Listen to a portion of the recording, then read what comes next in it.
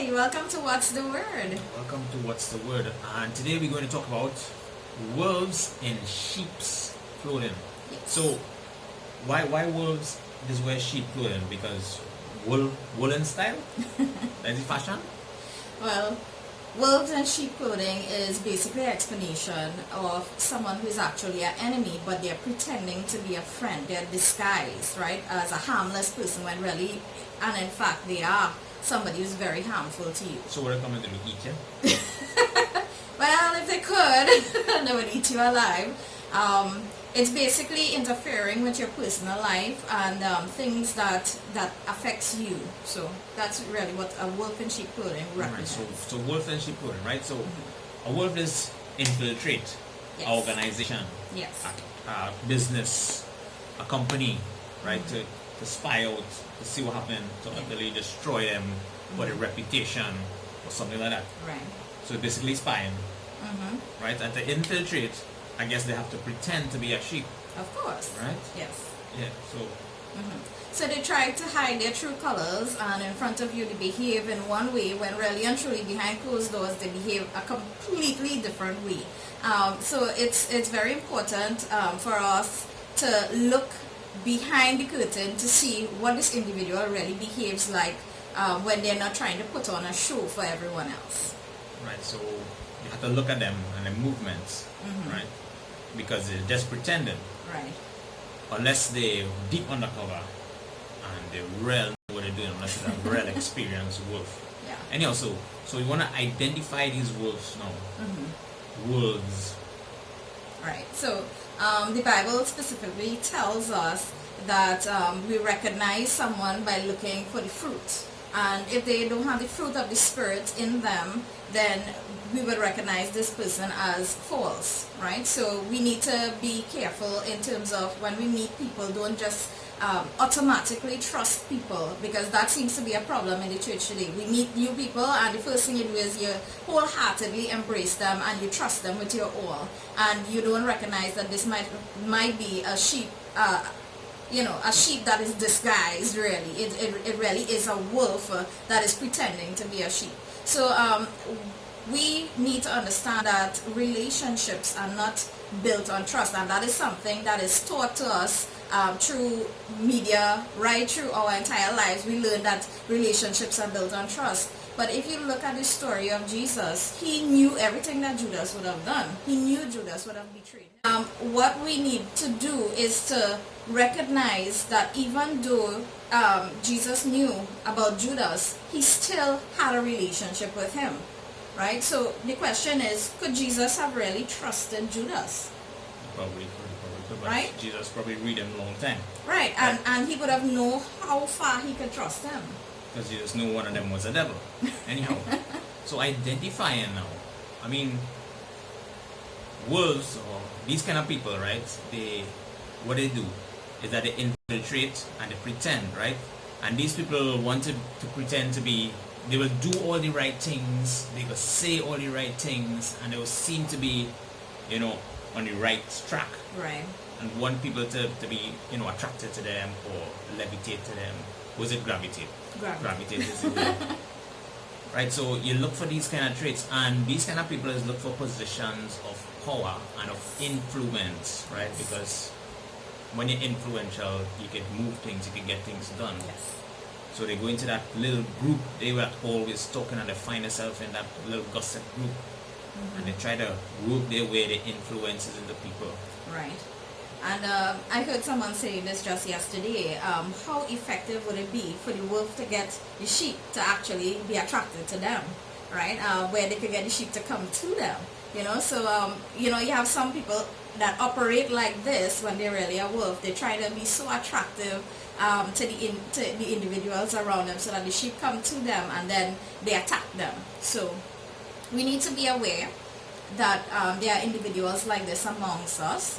And we are not supposed to be foolish sheep. We are supposed to be, according to the Bible, we're supposed to be able to be as wise and smart and cunning. We should know what these individuals will do, what they are capable of, and we should also know how to counterattack everything that they do.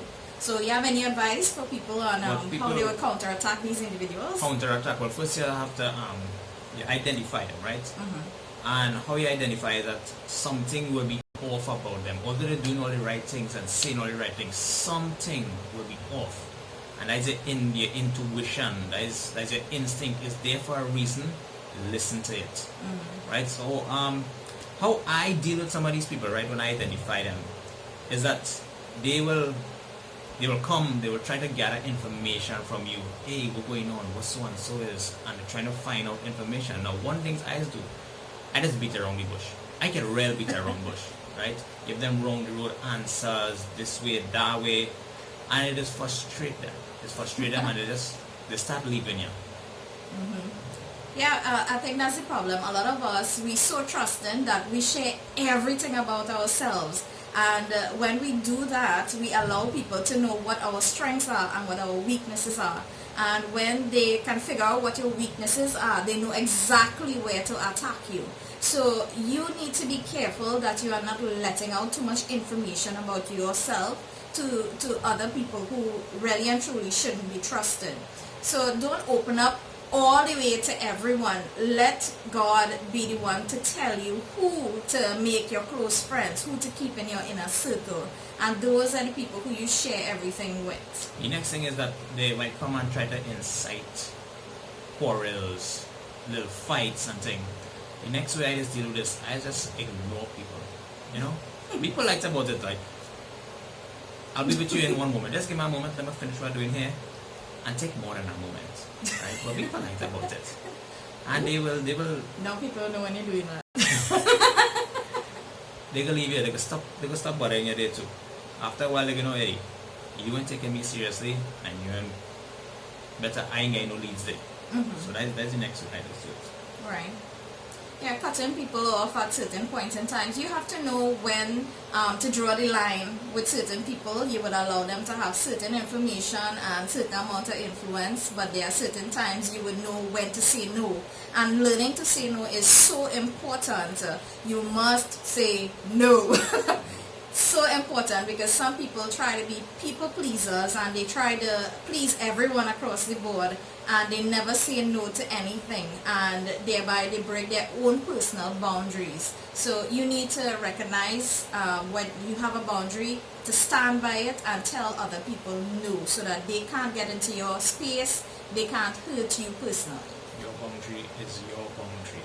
If you letting people cross it, that'll be your fault, really.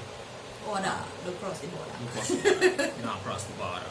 Anyway, the next way in dealing with wolves in sheep clothing, right? And this is more when you get to an expert level. I'm not saying as an expert or anything, but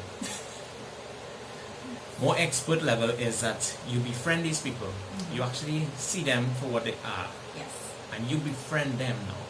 And you get into their head and you start changing them by your words, your influence, your lifestyle, your prayer. You can change these people and turn them now. You know, they was a spy. Now you're turning them probably not double agent, or you're turning them against it themselves, right? But that is one way of dealing with it also. Befriending them and turning them. Right. And one of the things that's very important is for leaders of organizations to listen to when people are pointing out a wolf in sheep's clothing to you. Because you see, these people can cause so much damage. Do you leave an infected individual, right, together with the rest that is not infected? The answer is no, right? We understand this from the whole quarantine issue that we're facing right now in the world. What is happening is that we don't keep the persons who are infected together with the healthy, because then everyone gets infected. So it's the same principle if you're working in a church, if it is you're working in an organization, in your workplace. When you recognize wolves, then you need to separate them from the rest so that they don't infect the rest. Because we are supposed to be accountable for the people that we are overseeing, and therefore we have to protect them by all means. We have to protect them. That's the role of a shepherd. Alright, so next way of dealing with them, right? And this might be a last resort kind of thing, right? You expose these people for what they are, what they're doing for the betterment of your organization, right, the betterment of yourself, because they come with one purpose, to destroy, right? And if everything else fails, You have to expose them, and you let people know what's going on. And you see this attitude that we have, forgive and forget, forgive and forget. It wouldn't work there. You have to have evidence when you're going to confront these people, or you're going to pull them up to your leaders. Yes. You need to have solid evidence, or else your case is destroyed. And note well, they will have evidence, whether it be false or true, they will have evidence, because that is what they come for. Right. They're going to gather the information to take you down or somebody down. Yes. So it's very important for you to recognize the individuals. Make sure, if you're like part of a church, that when you recognize somebody like this, you let the leaders know. Let the leaders know, so that they would be able to look at this individual and how they are behaving over a period of time, and then they would know how to protect the rest of people from that individual. Alright, so that's our encouragement today. Hope it's helpful to you all, and hope that you could use some of the information to assist you in dealing with wolves who are in sheep's clothing. Wolves in sheep's clothing. What's the word?